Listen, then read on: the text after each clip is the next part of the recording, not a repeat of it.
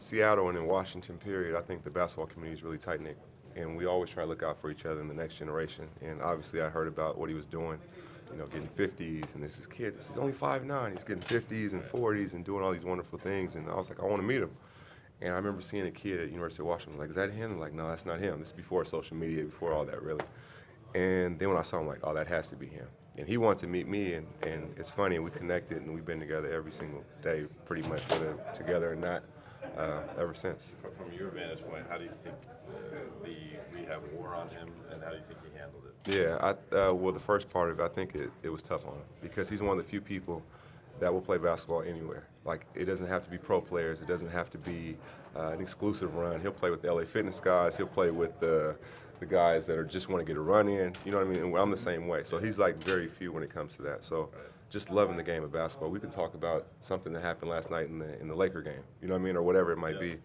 And knowing that part of it and that aspect, it was just killing him every single day. He ain't missing time when it's a week, let alone 7 months, So I knew that I was wearing it on him, and then to see him back, like, I knew how hungry it would be.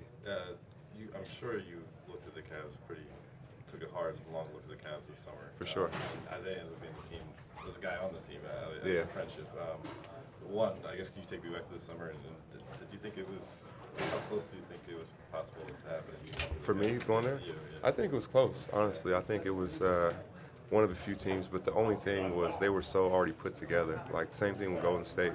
Like, if I would go there and we win a championship, it's like, okay, what's next, Jamal? Like, you want to embrace that journey, and I want to go through it with these guys. There's nothing against it. Like, I have the ultimate respect for the Cavs and the Warriors and all those teams, but they're already there. I want to go somewhere that can kind of build up there.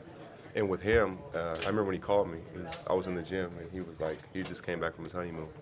And he's like, call me ASAP, and he keeps calling me, and I miss his calls. I call him, like, what's up? So I got traded. I'm like, yeah, right. Like, no way, you're joking, right? And look, the year he just had, I'm like, no way. And then he's like, no, it's serious. And he told me the whole thing. I think he called his wife, his parents, and he called me next. So it's crazy. Quite a bit of hindsight to this, but your free agency was obviously in July.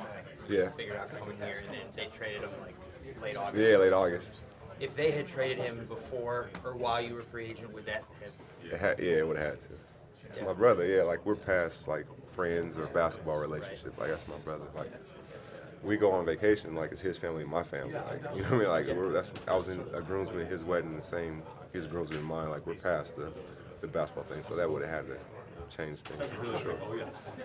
Do you realize how special this friendship? I'm sure you do. Yeah, and it's rare. Yeah. Because it's not like, we play together in high school and like, oh, he's a cool kid and I'm a cool kid, and let's be cool kids together. Like, it wasn't like that. You know what I mean? Like, it was so organic, and like, conversation was just me and him. Or when I was driving an hour and a half to Connecticut to watch him play, I'm the only one in the crowd. And his parents kind of entrusted me, like, okay, we're sending him across country. I was with the Knicks at the time. Like, I'll make sure he's fine. So every weekend he'd come over, stay over, come to Knicks games, and like all that stuff. So it's so much further than just the basketball stuff. Did you ever miss a game I'm sure you did, but did you try to make every one? No, I tried to be as much as possible. Yeah. My schedule obviously wouldn't allow all of it, but yeah. And I know that meant a lot to him. Like, he was across the country, literally, and I'm the only one in the crowd. Like, and Dion Waiters on that team. I didn't even know Waiters at the time, but like, it was crazy.